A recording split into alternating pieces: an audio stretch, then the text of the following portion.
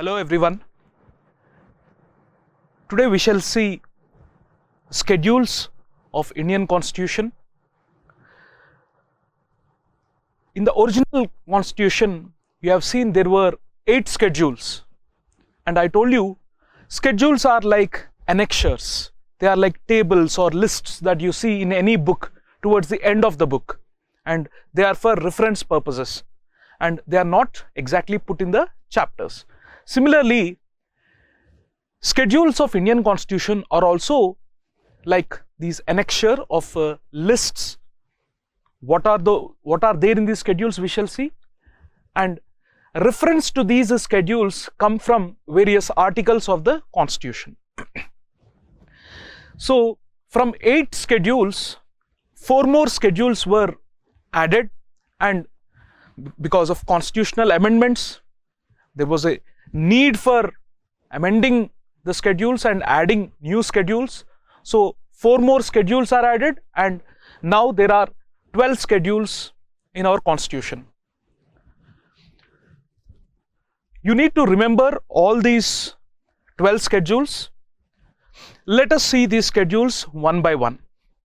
The very first schedule, it speaks about names of the states and also their territorial jurisdiction. Names of the union territories and their extent. So in this first schedule, you would see all the states, their names, and also what is their jurisdiction, territory, and also union territories and their territory you would be seeing in first schedule.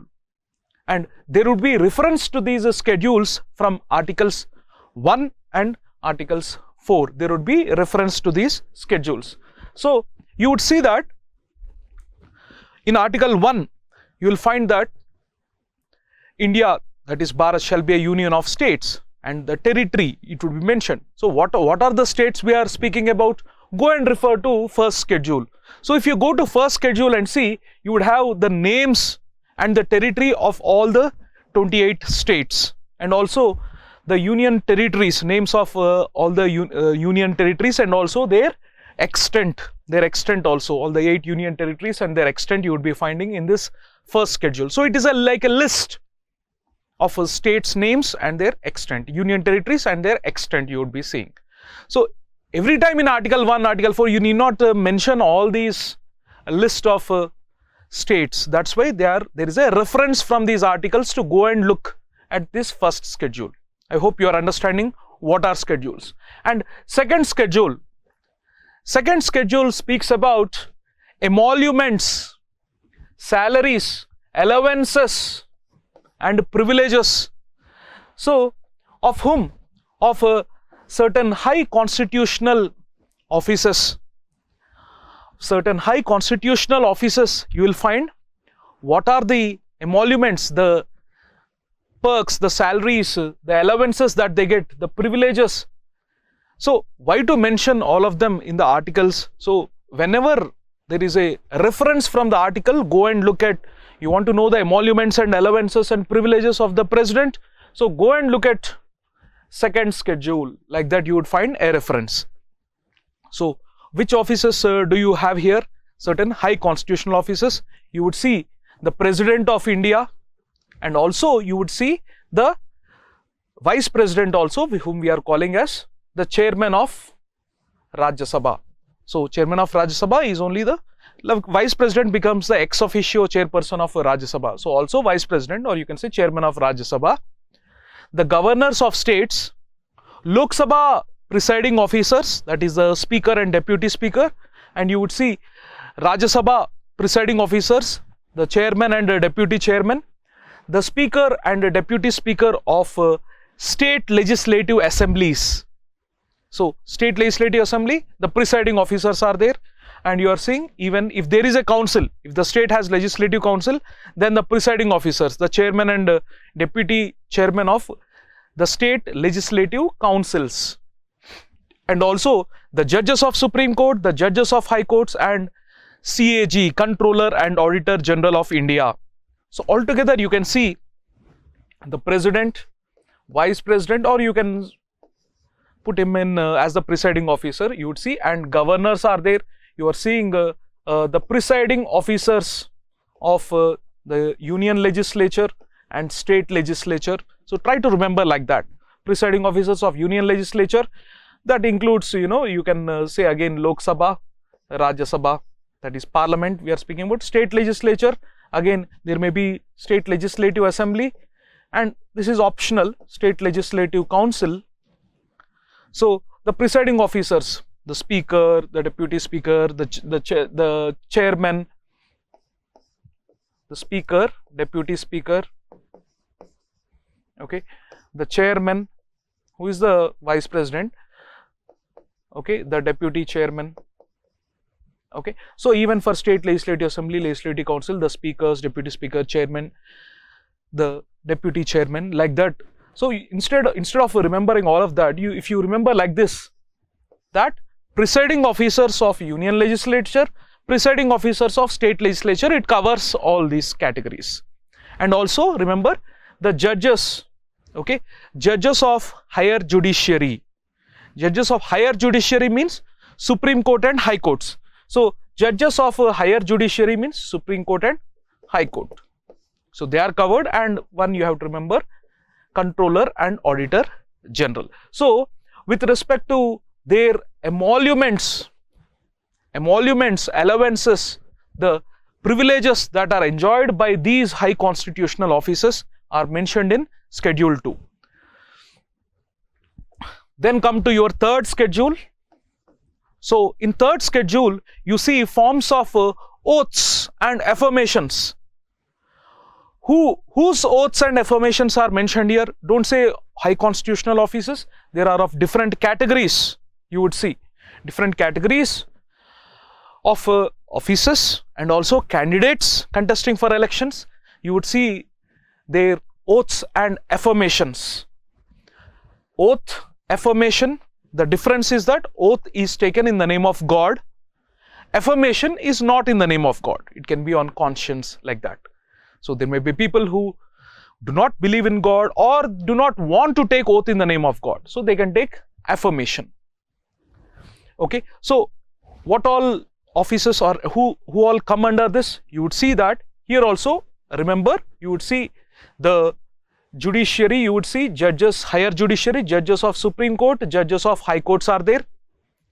Here you are not finding the president, you are not finding here presiding officers as such. Remember, president, sir, what about oath of president, affirmation of president? It is mentioned in the article itself. Okay. So, but oath and affirmations of these, who you are see, higher judiciary, controller and auditor general. So this you remember. Remaining you would see it is about the executive. When I am speaking about executive, that is I am speaking about council of ministers at the union level and at the state level. So union ministers means union, council of ministers at the union level and council of ministers at the state level. So they are there here. So their oaths, okay, मैं ईश्वर के नाम पे शपथ लेता हूँ, all that text is mentioned here. Okay, ministers include your prime minister also. So you be seeing the union ministers, their oath are mentioned here. And not only them, you are seeing the legislature also, MPs. MPs means both Lok Sabha, Rajya Sabha you are seeing. And also you will see members of state legislature means your MLAs, and if there are MLCs, then MLCs as well. Members of legislative council. So they also. So you are seeing here executive legislature at the union level, executive legislature at the state level. Okay, ministers as well as MLAs. If there is a legislative council, then MLCs also. Here you are seeing MPs, both Lok Sabha, Rajya Sabha. So they are there. Along with them, you should also remember candidates contesting for election to the parliament, candidates contesting for the election to the state legislature. Their oaths also, you must have seen that when candidates want to contest for election, they file a nomination. Okay, so election commission announces the dates, the schedule. In that schedule they give certain dates when parties or independent candidates or candidates belonging to any parties, they must file a nomination to contest in election, and this nomination papers, along with, if there is a B form which is attested from the political party and giving details about their educational qualifications, their income, property related, okay, their spouse, children, assets, okay, all these are details, and also any criminal record also, all these are attached, these are all filled along with the nomination paper, and these have to be given to the returning officer or assistant returning officer. Who are these assistant returning officer? They are, you will only be them once you become an IAS. Okay, generally junior IAS officers and all, they are posted as assistant returning officers or returning officers for one constituency, maybe assembly constituency. For a parliamentary constituency, there would be again IAS officers would be posted. So these candidates should go and they should file this nomination paper with the details I have mentioned. So along with that, they have to subscribe an oath or affirmation they should take. Okay, what is that? What is there in that oath? We'll be looking at later. So they should be taking oath that they, of course, they believe in the Constitution of India and they must abide by the principles of the Constitution of India. You would see in that oath or affirmation. So candidates contesting for election to become MP. You are seeing MPs, but also candidates contesting the elections to become MPs, means to go into parliament, and also candidates contesting to get into state legislature. So to become MLAs or MLCs, the candidates who are contesting, so they are also there. So I hope this, like this, if you remember, it is easy. So remember whose oaths and affirmations you have here. So oaths or affirmations of, in the third schedule, oaths or affirmations of, one is higher judiciary, higher judiciary, you should remember Supreme Court, High Court, the judges of Supreme Court and High Court. So their oaths or affirmations you are having, and union legislature members, means you will see MPs, and also candidates who want to go to union legislature, they are also there. At the same time, you are seeing union executive, here I am speaking about union council of ministers, and state legislature also you have both MLAs, there could be MLCs also, okay, and you would see even candidates who want to get into state legislature, in the state legislature. At the same time, you would also see this union executive, so council of ministers you are seeing, that is the union council of ministers, and state also, in state also you are seeing the executive, which is council of ministers. So they are also there. So and along with them you are seeing CAG, there also you have seen CAG, Controller and Auditor General, here also you are seeing CAG. So try to remember these categories so that you remember whose oaths or affirmations are there in your third schedule. Okay, now coming to fourth schedule. So fourth schedule, it mentions the allocation of Rajya Sabha seats to the states. Okay, allocation of seats in the Rajya Sabha to the states, and also there are union territories with the legislature. There are few union territories with the legislature, Delhi, Puducherry, and in future Jammu and Kashmir also. So these union territories have legislature, so they can have Rajya Sabha seats as well. Okay, other union territories they do not have, but these union territories with legislature, they have Rajya Sabha seats. So states, so how many, so if you are going like state wise, so Uttar Pradesh, okay, Karnataka, Andhra Pradesh, Punjab, so how many Rajya Sabha seats are allotted to them? Okay, so that would all be mentioned in your fourth schedule, so easy to remember.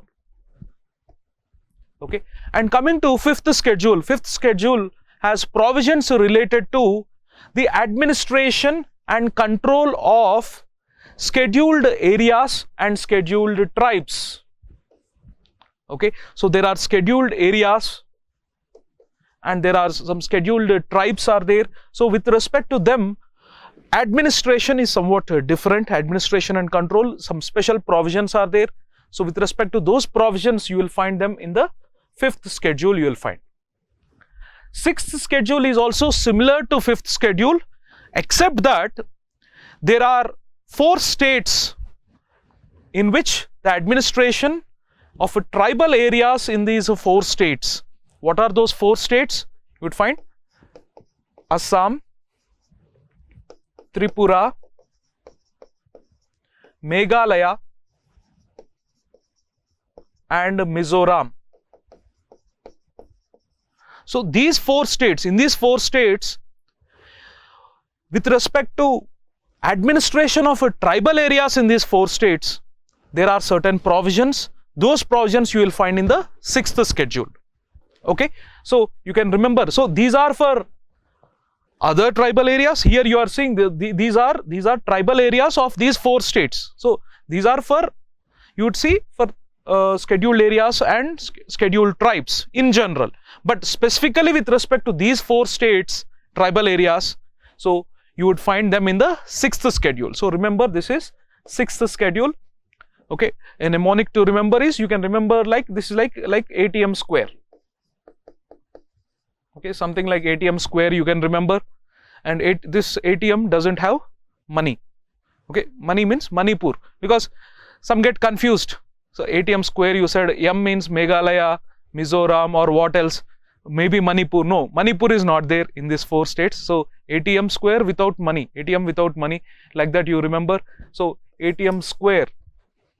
Okay, that is your 6th schedule. Okay, so 5th schedule generally about provisions related to administration and control of scheduled areas and scheduled tribes. But with respect to tribal areas of 4 states, these 4 states you will find them provisions related to administration of tribal areas in 6th schedule you are finding. Okay, so let us see 7th schedule. So in 7th schedule you would see division of powers. So the essence of federal structure in India, when we see that powers have to be divided between the union as well as the states. So there are also states. So we are a federal country. So when we say that we are federal, then there must be powers for the states as well. And our states derive powers from the constitution itself. So do they have powers to legislate? Yes. Do they have powers for administration, executive, in financial matters? Yes. We shall see them in detail when we see center-state relations. There we shall see.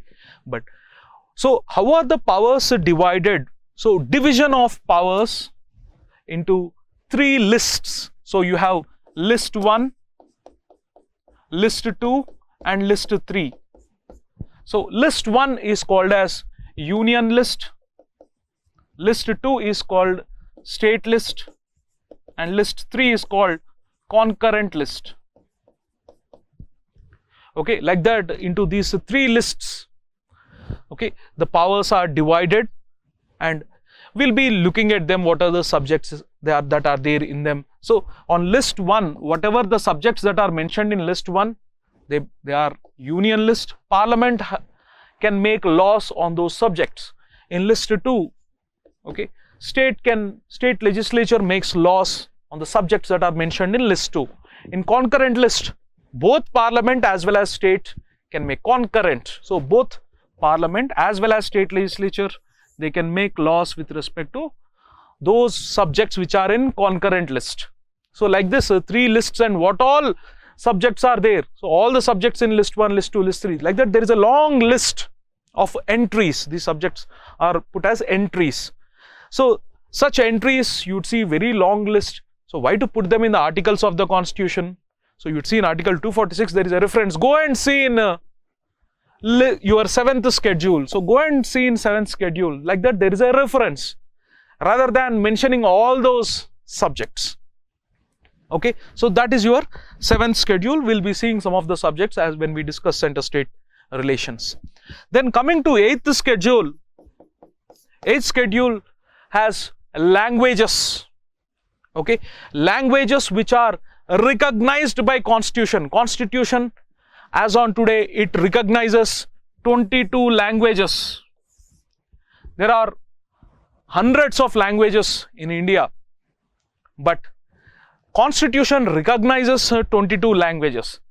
Okay, when 8th schedule is mentioned, you should say these are languages which are recognized by constitution. Okay, so these 20, originally there were only 14 languages. Originally there were 14 languages, and this number has been increased with subsequent demands. Then constitutional amendments were done. There was an amendment to the constitution, and with that amendment some more languages were added. Okay, so once give a look what all languages are there in this 22 languages. So you see Assamese. Also try to know where this language is spoken. Assamese easy in Assam, Bengali in West Bengal, and a few other places as well. Bodo, again spoken in Assam. Dogri, spoken in Jammu region and some other regions of Jammu and Kashmir. Dogri or Dongri we say. Gujarati, Gujarat. Hindi, most of North India and other places as well. Kannada, Karnataka. Kashmiri, Jammu and Kashmir. Konkani, Goa, as well as few coastal areas of Maharashtra. Maithili or Mathili. So Maithili is spoken in some parts of Bihar, northern part of Bihar you would see. Malayalam, Kerala. Manipuri, Manipur. Marathi, Maharashtra. Nepali. Now this is where, you know, when Nepali is asked, you know, students get confused. So why is Nepali included in our languages recognized by constitution? Is it not spoken in Nepal? Yes, but is Nepal part of India? No. Then why are we recognizing Nepal? Like that some students ask questions. Nepali is spoken in Sikkim. Okay. Odia, Odisha. Punjabi, Punjab. Sanskrit, of course only few speakers are left who are still have it as their mother tongue and converse regularly, but you see Sanskrit is still spoken. Santali, in some parts of West Bengal, Jharkhand, okay, you would see Santali also being spoken. Okay. Sindhi, okay, some parts of Rajasthan and Gujarat you would see Sindhi being spoken. Tamil, Tamil Nadu. Telugu, states of Telangana and Andhra Pradesh. And Urdu, in some in different places of India, Urdu is also being spoken. So these are the 22 languages which are recognized by the constitution. So here if you see this, all these languages, okay, you would see there are some notable exceptions. Some languages are not there in 8th schedule. So there may be a question, which of the following languages does not find a mention in 8th schedule, and they may give you options. So you should know notable exceptions, what are not there in 22, but which are languages which you hear of, but not there in the 22 languages. That also you should have an idea about. So do you see English there in these 22 languages? No. English, so some exceptions, so which are not included in these 22. If you see English, but English along with Hindi are official languages. We do not have national language, we have official language. So Hindi and English are official languages. But 8th schedule languages recognized by the constitution, if you see, there are 22. So English is an exception, English is not there here. You also do not see Rajasthani, okay, that you don't find. So you don't find Bhojpuri. There are number of speakers, but you do not find them in the 22 scheduled languages, and you also do not find Tulu. So these are some of the notable exceptions which are not there. So Tulu language, Bhojpuri, you know, in parts of Bihar and all, and Tulu spoken in parts of Karnataka. Okay, Tulu language is spoken. English in some parts of Northeast, as well as, you know, there are many speakers these days who are speaking in English itself. So anyways, so these there have been demands to include Tulu into the schedule language, like that. There have been demands, but we should wait and see. So if any language has to be added to 8th schedule, there should be a constitutional amendment. So you have to make a constitutional amendment, means you have to amend the constitution and include them in the 8th schedule. Okay, so originally I told you there were only like 14 languages, only 14 languages were there originally. So but subsequently to these 14 languages, another 8 languages have been added to make it 22. So it has become 22 today. So there were amendments. For example, you can see with the 21st Constitutional Amendment Act. So with 21st Constitutional Amendment, okay, so one language, Sindhi, was added.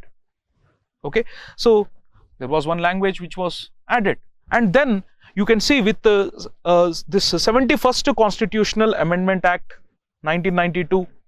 Okay, so with the 71st Constitutional Amendment Act, 3 more languages were added. So you can see here Konkani, Manipuri, Nepali, these were added by 71st Constitutional Amendment Act. And then you can see 92nd Constitutional Amendment Act. 92nd Constitutional Amendment Act, it added 4 more languages. 4 more languages it had added. So you can see the last 4 languages: Bodo, Dongri, Maithili, Santali. Okay, these 4 languages also have been added. And earlier the name Oriya was there. Of course, the name has been changed to Odia by 96th Constitutional Amendment Act. So another 96th Constitutional Amendment Act, it changed Oriya to, okay, this has been replaced to Odia. Okay, so of course, so just if you want to remember, like, you know, that 4 languages were added by 92nd Amendment Act and 3 languages, so you can just do a small, you know, jugaad. So 21 plus 71 is 92. So if you remember 21, 71, you can remember 92. 1 plus 3 is 4 languages. Okay, like that you can remember these Constitutional Amendment Acts. 21st Constitutional Amendment added 1 language, Sindhi, whereas 71st Constitutional Amendment added 3 more languages, 92nd added 4 more languages. So in total, okay, 8 languages have been added to already existing 14 languages, taking it to 22. Okay, so try to remember like this. So there are chances that they may ask you which language, where it is spoken. So in general also, they may ask you, it's not necessarily from 8th schedule as such, but they may test, like Nepali they may test, or Maithili they may test, Dongri, Bodo, where these are spoken, Santali, like that, you know, they can ask you. So Santali, okay, spoken you would see in parts of you know, the Chhattisgarh, Jharkhand, okay, some parts of West Bengal, like that you would be seeing parts of West Bengal, some parts of Odisha, some parts of Jharkhand. Earlier when Santals, okay, so that people Santals where they lived, and the language that they have been speaking, so that language, okay, Jharkhand as well. So 9th schedule. So 9th schedule is important. 9th schedule is very peculiar. So you see, originally there were 8 schedules. So there was a need immediately after the commencement of Constitution. So in 1950, Jan 26, you see, Constitution came into force. But it is realized that there was a conundrum, there was a difficulty. What is that difficulty? So in your fundamental rights, there was an Article 31. Article 31, which is speaking about right to property. Right to property.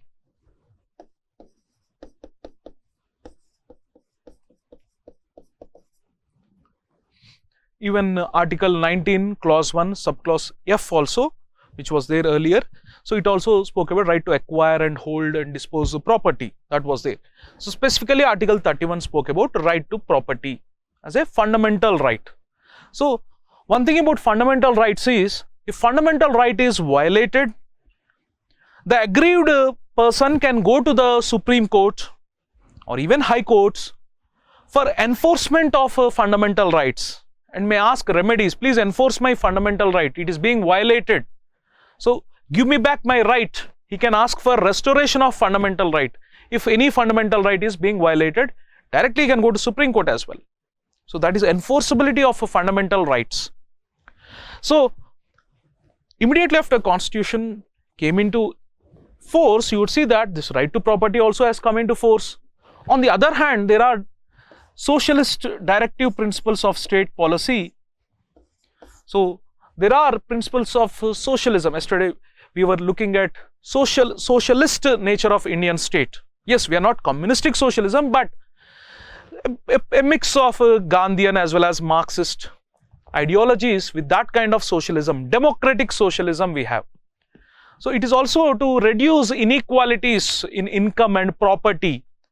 So to reduce inequalities in property, when you are speaking about, then some land reforms, because of such socialist DPSPs, states, okay, many states, they passed laws which were reforming this land, okay, land related reform related laws they had passed, like Land Ceiling Act.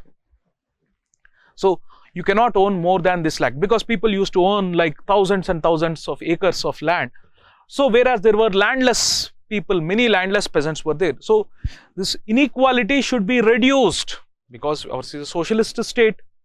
We should try to reduce income inequalities, inequalities in property, etc. So that is what Constitution is also saying through directive principles of state policy. So that's why states what they have done is they passed these land reform laws. Okay, so in immediately, so one such law was Kameshwar Singh versus State of Bihar. So in 1950s itself, when that law, okay, was passed by Bihar, what happened was it had come into conflict with, so these land reform laws have come into conflict with right to property, isn't it? So the person, when you are making, let us say Bihar Land Reforms Act, Land Ceiling Act is there.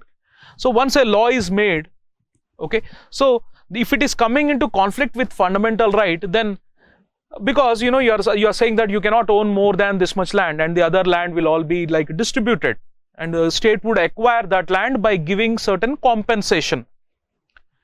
So then the person from whom you are taking away land, he is saying that my fundamental right is getting violated.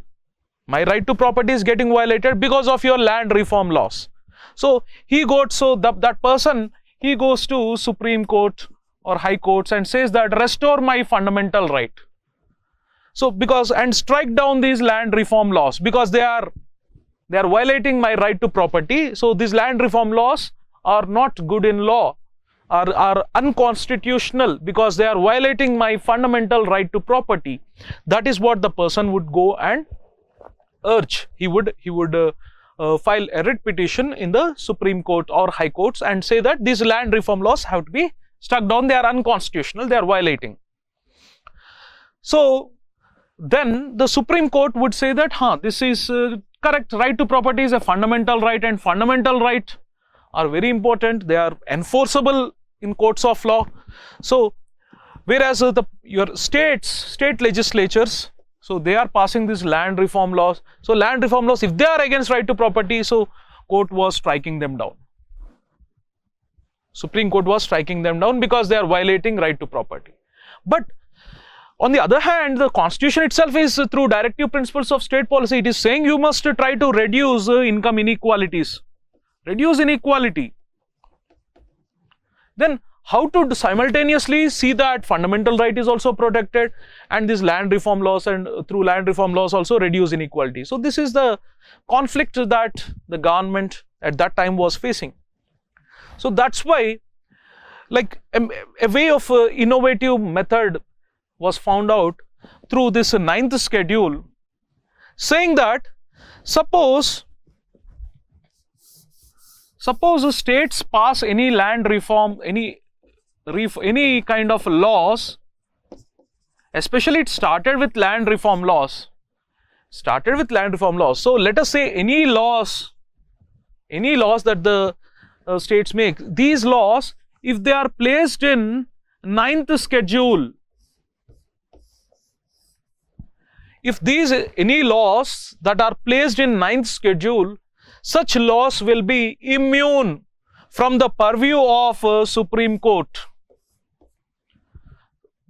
So Supreme Court will not look into what laws, any laws that are placed in this 9th schedule. So these are immune from judicial scrutiny. So Supreme Court will not look at, so there is a, here we are saying that through Article 31B, we are saying that 9th schedule, whatever laws are there, they are immune from judicial scrutiny. Means Supreme Court should not look into them. So just imagine that this is like a bank locker, like a locker, okay, and you are nicely, you have closed it, and you are saying, don't look whatever are there here. Supreme Court, no, you also should not look into whatever are there here, because they are being shielded. They are being shielded from judicial scrutiny, because Supreme Court, suppose it, otherwise if there is a law and if that is inconsistent with fundamental rights, what will Supreme Court do? Supreme Court will strike it down. Supreme Court will strike that law down because it is violating fundamental right. It is inconsistent with fundamental right. But here we are saying those laws which are placed in 9th schedule are immune from judicial scrutiny. So it is protection of laws included in it from the judicial scrutiny, though they are violating fundamental rights. They may be violating fundamental rights, okay, like this is violating right to property. Land reform laws are violating right to property. But however, okay, so however, you should, these should not be struck down like any other laws. So because you are shielded it, protected it in the 9th schedule. So that is what you are seeing the importance of this 9th schedule is. So okay, this problem had continued for some time, and then later, okay, you would see that 44th constitutional amendment itself had completely removed this Article 31, has been removed altogether, and it has put in Article 300A as only like a legal right. So right to property is no longer like a fundamental right. So it was a fundamental right earlier, but it is no longer a fundamental right. 44th Constitutional Amendment 1978, it has removed it, and only it has been made into 300A only as a legal right, or you can say constitutional right, but not a fundamental right. So if it's a fundamental right, then you have extraordinary procedures, that is to seek constitutional remedies, restoration of fundamental rights. You can go all the way to the Supreme Court. But if it is there, this is not in fundamental rights, it is not in part 3. So if it is in part 3, you can go to Supreme Court, but it is now put in Article 300A only as like a legal right, you would see. It is not a fundamental right any longer. So the problem has been solved. But this 9th schedule, I told you, it is like, like that locker. So whatever laws you are including in it here, they are all protected from the purview of Supreme Court. Supreme Court cannot look at what are there in this 9th schedule. That is what Article 31B is speaking about. However, to exempt Supreme Court from its power of a judicial review is also came under question in number of cases. It was also in Vaman Rao case, and later specifically with respect to 9th schedule. Okay, so in 2007 there was a case IR Coelho versus state of Tamil Nadu. Okay, in 2007, in this IR Coelho versus state of Tamil Nadu, Supreme Court said that, see, you cannot completely protect this 9th schedule, whatever laws that are placing in this 9th schedule you are placing, you cannot protect them forever from our purview, from our scrutiny, because there was a judgment. If you remember, I told you Kesavananda Bharati versus state of Kerala. So in Kesavananda Bharati versus state of Kerala case, Supreme Court came up with something called as, so in Kesavananda Bharati case, Supreme Court came up with something called as basic structure doctrine. Basic structure doctrine it came up with, and Supreme Court told that judicial review is also part of basic structure. Judicial review, the power of judicial review also comes under basic structure. So if power of judicial review comes under basic structure, that cannot be stopped. It cannot be altered even by constitutional amendment also. You cannot take away power of judicial review. What is power of judicial review? Court's power to look at any legislation and review it, whether it is consistent with the constitution, fundamental rights or not. That is the power of judicial review. So Supreme Court can look at any legislation and strike it down, make it void if it is unconstitutional. So that power of judicial review cannot be stopped like this. So because judicial review is also part of basic structure, that it told in this Kesavananda Bharati case. So Kesavananda Bharati case, the judgment was given on April 24th, 1973. The judgment was given on April 24th, 1973. So from that time we are saying basic structure is there. Basic structure is there. Basic structure doctrine came into place.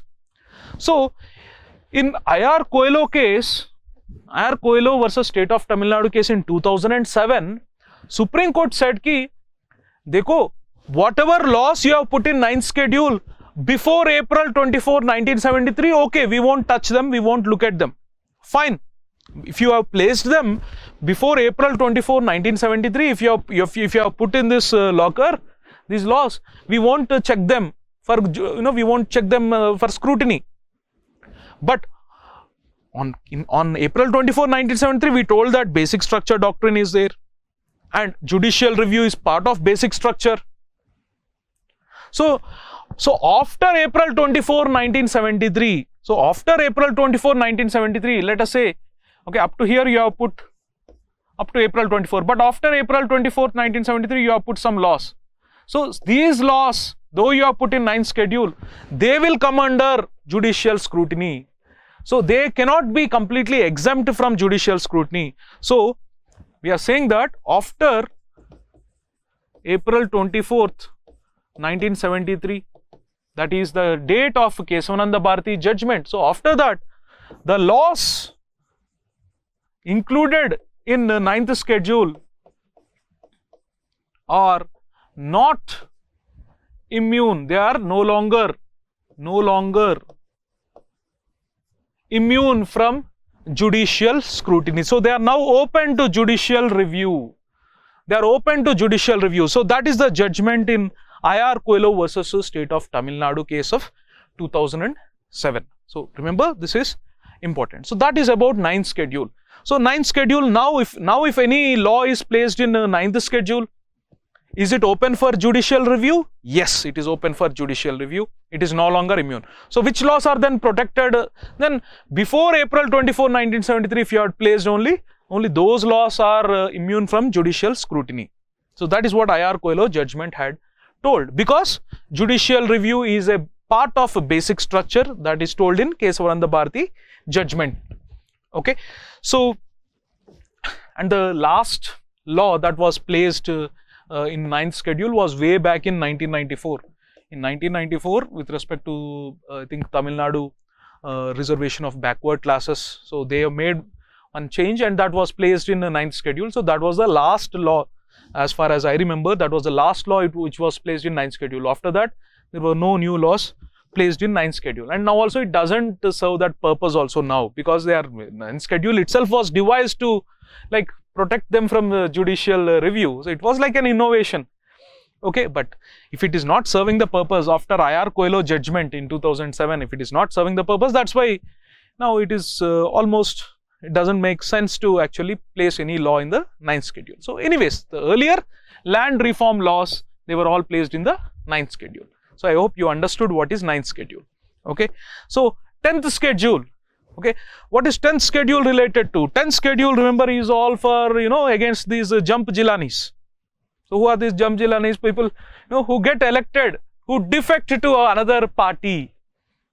Okay. So defections, to arrest these defections, this anti-defection law.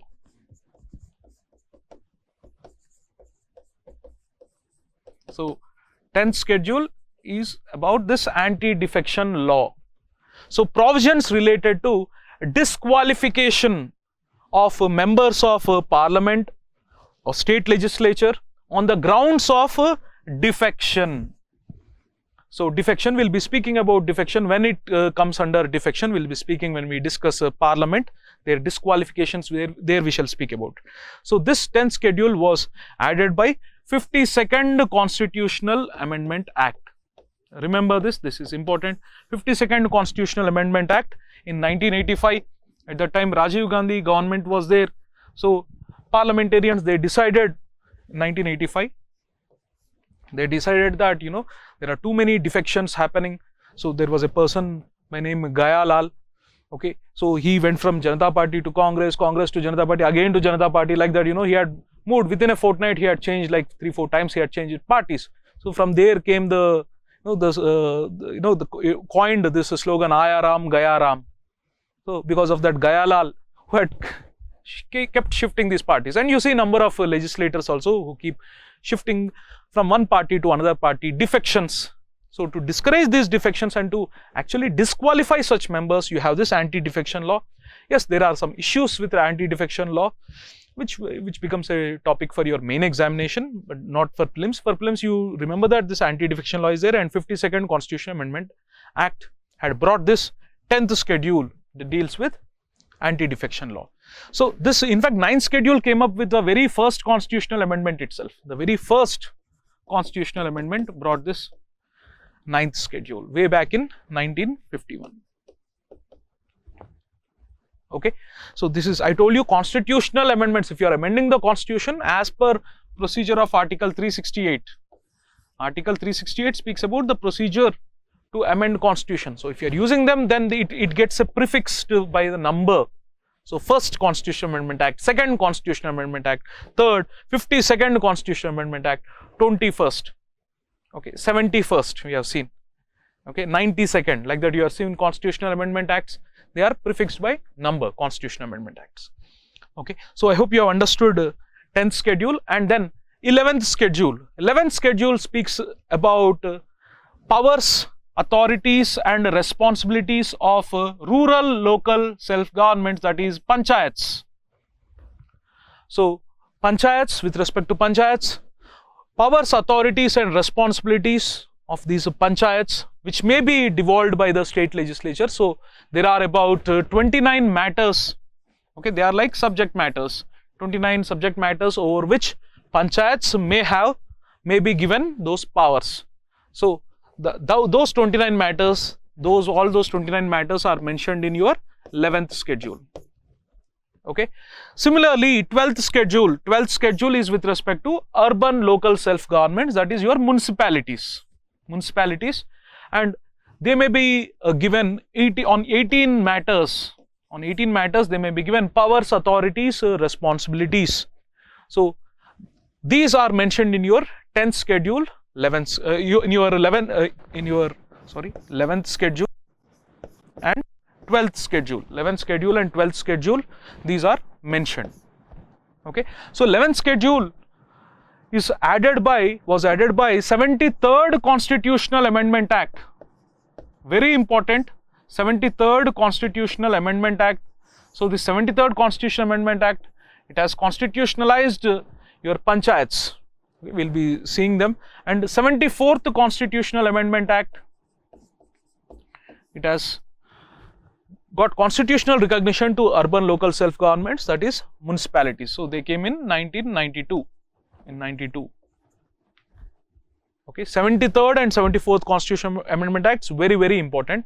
So what are the 29 matters over which they have powers, authorities, responsibilities, the panchayats may be given, and what are the 18 matters over which that municipalities, the urban local self-governments may be given powers, authorities, responsibilities.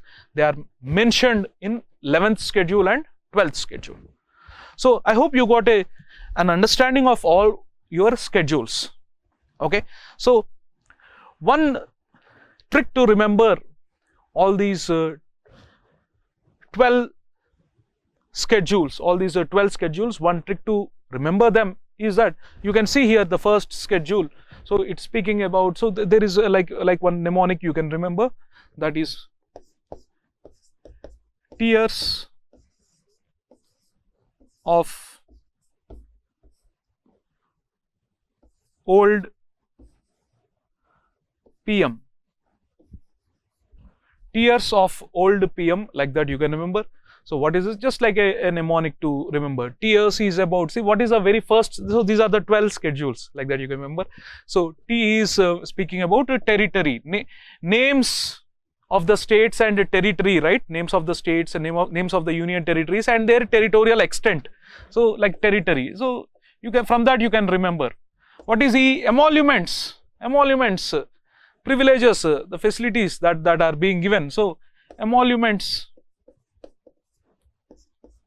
Okay, so like that you can remember that this is oaths and oaths or affirmations. Remember affirmations. Affirmations, oaths or affirmations of certain officers and candidates contesting for elections that I told you. So fourth schedule is to do with Rajya Sabha seat allocation to states. Rajya Sabha seat allocation to states. So that's how you can remember state, and also some union territories with the legislature. Okay, this is scheduled areas. Yes, scheduled areas and tribal areas, isn't it? So like that, S is scheduled areas, like that you remember. So there are other scheduled areas of 4 states. So other 4 states, tribal areas, tribals, certain provisions are there. So other 4 states, their tribal areas, what are the provisions for administration and control, like that other you remember. Okay, so that is your 5th schedule, and this is your 6th schedule. So 4, 3, 1, and coming to your 7th schedule. 7th schedule is talks about federal. So because we are a federal structure, so because we are federal in nature, there should be division of powers. So powers have to be divided into 3 lists: list 1, list 2, list 3. So try to remember, like federal division of powers into 3 lists: union list, state list, and concurrent list. And then, okay, when we speak about these 8th schedule, okay, so languages which are recognized by constitution recognizing languages. So they are like, it is not official language. Official language we have only 2, but just for the sake of mnemonic, okay, here I am calling them like officially recognized by constitution. Okay, languages which are officially recognized by constitution, like that I am speaking about. So officially recognized languages by constitution. So how many are there? 22 languages, like that you remember this 8th schedule. Then 9th schedule is about those laws.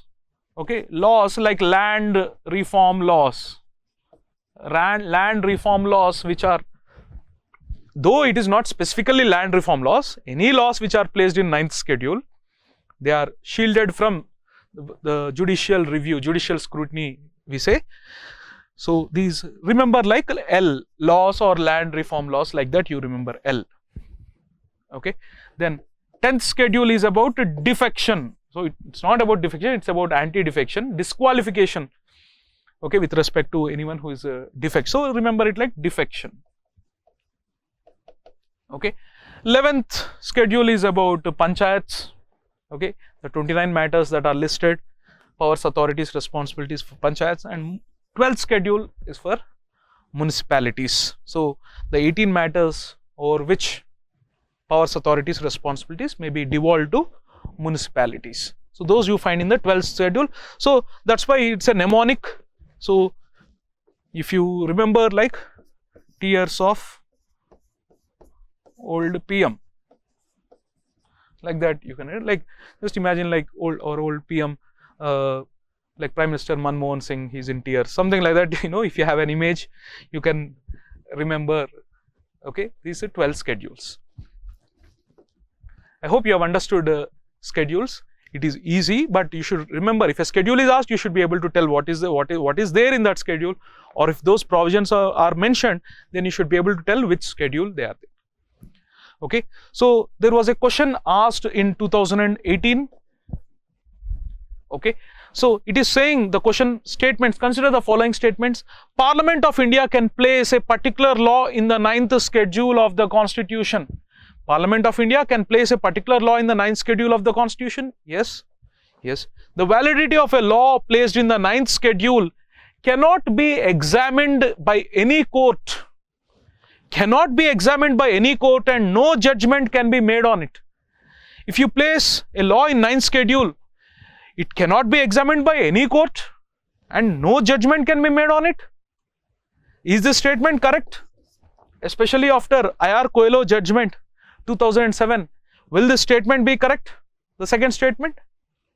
No. So you decide what is the answer. So it's an easy question if you know I.R. Coelho judgment of 2007 and what it said regarding the laws which are placed in 9th schedule, their validity. So is it still holding good? No. After April 24, 1973, whatever laws that you are placing in the 9th schedule, so you cannot protect them from judicial scrutiny. Yes, they can be examined by court and judgment can be made on it. So you can see that yes, Parliament can place a particular law in the 9th schedule. So statement 1 is, which of the following are correct? Statement 1 is correct but not 2.